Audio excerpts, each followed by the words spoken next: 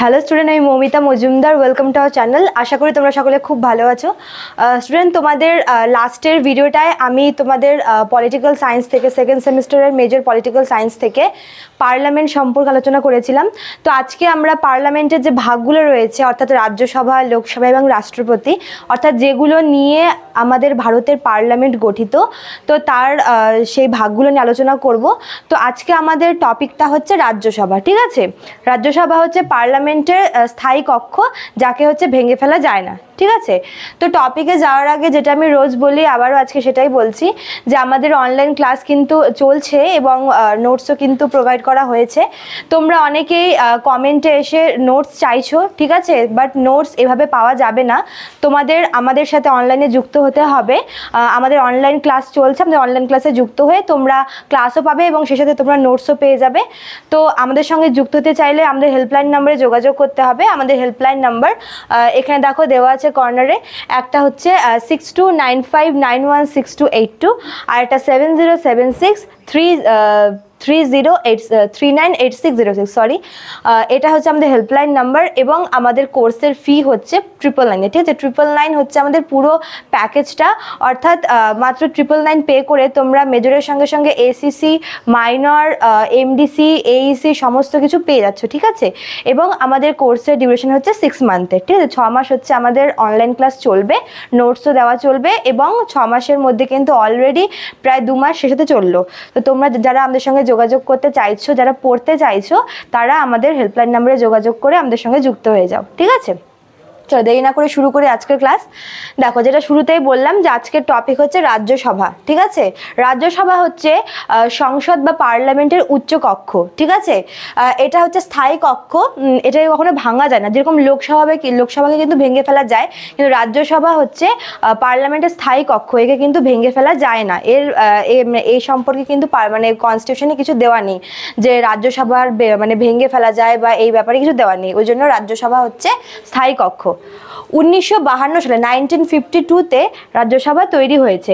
দেখো, আমি তোমাদের লাস্টের ক্লাসে বলেছিলাম, আজকে আবারও বলছি, যে পার্লামেন্টের এই যে দুটা কক্ষ থাকবে, এটা 1935 সালে যে ইন্ডিয়ান কাউন্সিল অ্যাক্টটা এসেছিল, সেখানেই কিন্তু বলে দেওয়া হয়েছিল যে আমাদের কেন্দ্রীয় আইনসভা দুটা কক্ষে বিভক্ত হবে। ঠিক আছে, তো পার্লামেন্ট অর্থাৎ আমাদের কেন্দ্রীয় আইনসভা কিন্তু দুটা কক্ষে বিভক্ত, এবং এর যে উচ্চ কক্ষটা, যেটা স্থায়ী কক্ষ, সেটা হচ্ছে রাজ্যসভা, যেটা 1952-তে, ঠিক আছে, যখন আমাদের দেশ পুরোপুরি স্বাধীন হয়ে যায় এবং কনস্টিটিউশন তৈরি হয়ে যায়, 1952 সালে কিন্তু রাজ্যসভা গঠন করা হয়। ঠিক আছে, আচ্ছা, রাজ্যসভা শব্দটি 1954 সালে গৃহীত হয়।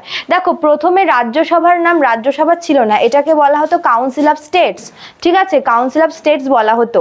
তো রাজ্যসভা শব্দটা 1954 সালে হচ্ছে গৃহীত হয়। 1952-তে 1952 সালে রাজ্যসভা তৈরি হয় এবং এরও 2 বছর পরে 1954-এ রাজ্যসভার নামটা হচ্ছে গৃহীত হয়েছিল। ঠিক আছে, আচ্ছা, এবার যদি এর আমরা মেম্বার সংখ্যা হিসেবে দেখি, মেম্বার দেখো অনাধিক 250 জন সদস্য নিয়ে গঠিত, অর্থাৎ রাজ্যসভার যে মানে টোটাল হচ্ছে 250। ঠিক আছে, এর কমও হতে পারে কিন্তু এর বেশি হবে না, মানে ম্যাক্সিমাম রাজ্যসভার ম্যাক্সিমাম সদস্য হবে 250 জন। হ্যাঁ, 250, এর বেশি হবে না, এর কম হলেও হতে পারে কিন্তু এর বেশি হবে না। হাইয়েস্ট 250 মেম্বার থাকবে রাজ্যসভায়। ঠিক আছে, এই 250-র মধ্যে মনে করো যে ভাগও আছে। ঠিক আছে, যেমন এই 250 জন মেম্বারের মধ্যে 12 জন, ঠিক আছে, 12 জন সদস্যকে রাষ্ট্রপতি মনোনীত করেন।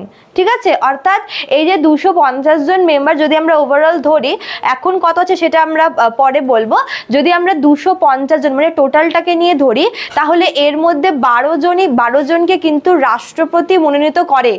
রাষ্ট্রপতি নিজের পছন্দ মতো, নিজের মন মতো সদস্যকে রাজ্যসভায় মনোনীত করতে পারেন। আর বাকিদেরকে হচ্ছে তারা বিভিন্ন হচ্ছে রাজ্য এবং কেন্দ্রীয় যে ইউনিয়ন টেরিটরিগুলো আছে, স্টেট এবং ইউনিয়ন টেরিটরি দ্বারা কিন্তু নির্বাচিত হয়। ঠিক আছে, অর্থাৎ এই 250 জনের মধ্যে 12 জন হচ্ছে মনোনীত এবং বাকিরা সবাই হচ্ছে নির্বাচিত। আর এই মনোনয়নটা কে করে? রাষ্ট্রপতি, আমাদের ভারতের প্রেসিডেন্ট। ঠিক আছে, আচ্ছা, এবার যদি আমরা বর্তমান হিসাব দেখি, বর্তমান মেম্বার সংখ্যা কত আছে।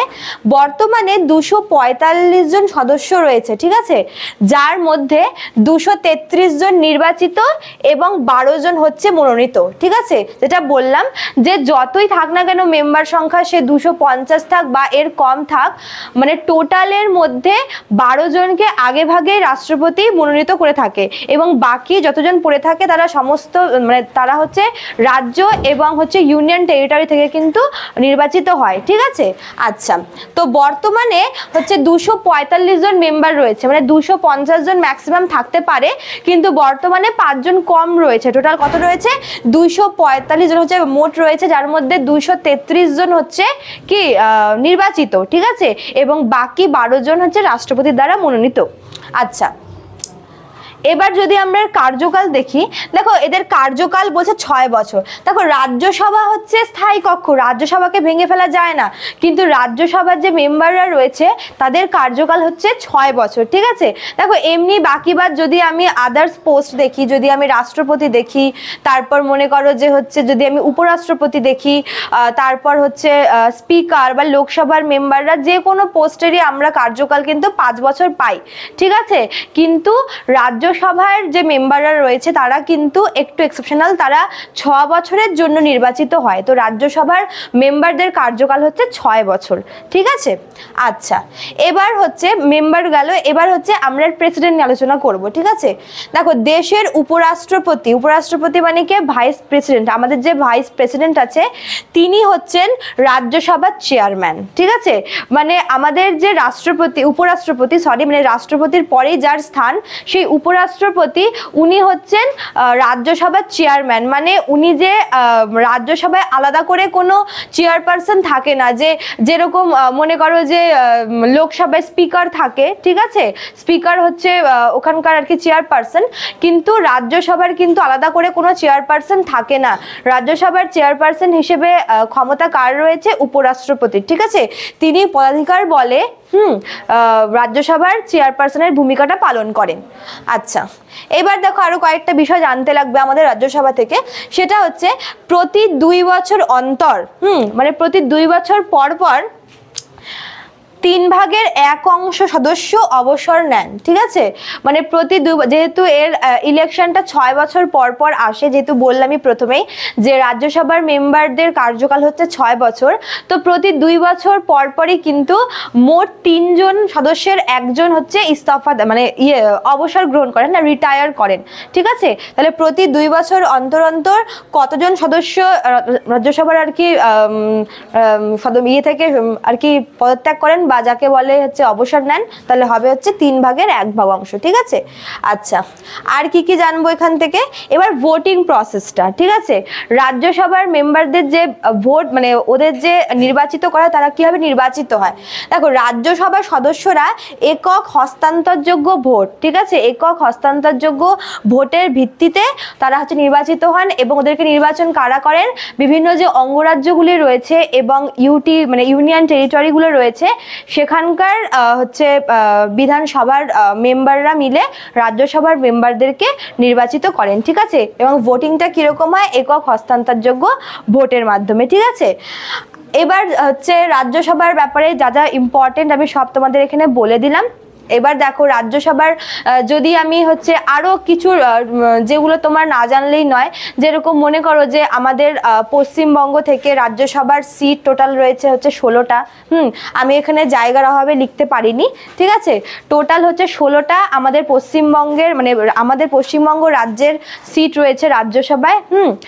সব থেকে বেশি রয়েছে হচ্ছে উত্তরপ্রদেশে, আর সেকেন্ড বেশি রয়েছে হচ্ছে মহারাষ্ট্র, মানে সব থেকে বেশি উত্তরপ্রদেশ, তারপরে মহারাষ্ট্র। আর যেরকম মনে করো যে আমাদের যে নর্থ ইস্টার্ন যে স্টেটগুলো রয়েছে, সেখান থেকেও হচ্ছে মানে একটা একটা করে সিট রয়েছে, আর আমাদের ওয়েস্ট বেঙ্গল থেকে টোটাল 16টা হচ্ছে সিট রয়েছে রাজ্যসভার, ঠিক আছে। আচ্ছা, তো এই ছিল তোমাদের রাজ্যসভা সম্পর্কে যেগুলো ইম্পর্টেন্ট তোমাদের জানতে লাগবে, সেগুলো আমি আলোচনা করলাম। বাকিটা তোমরা নোটসে পেয়ে যাবে। তো যারা তোমরা আমাদের থেকে পড়তে চাইছো, নোটস নিতে চাও, তারা আমাদের হেল্পলাইন নাম্বারে যোগাযোগ করে আমাদের আমাদের সঙ্গে যুক্ত হতে পারো। ঠিক আছে, ভিডিওটি ভালো লাগলে অবশ্যই লাইক কমেন্ট শেয়ার করবে এবং চ্যানেলটি নিউ হলে পরে সাবস্ক্রাইব করে পাশে থাকা বেল আইকন ক্লিক করে দিয়ে পাশে থাকবে। ওকে, চলো দেখা হচ্ছে নেক্সট ক্লাসে। Thank you.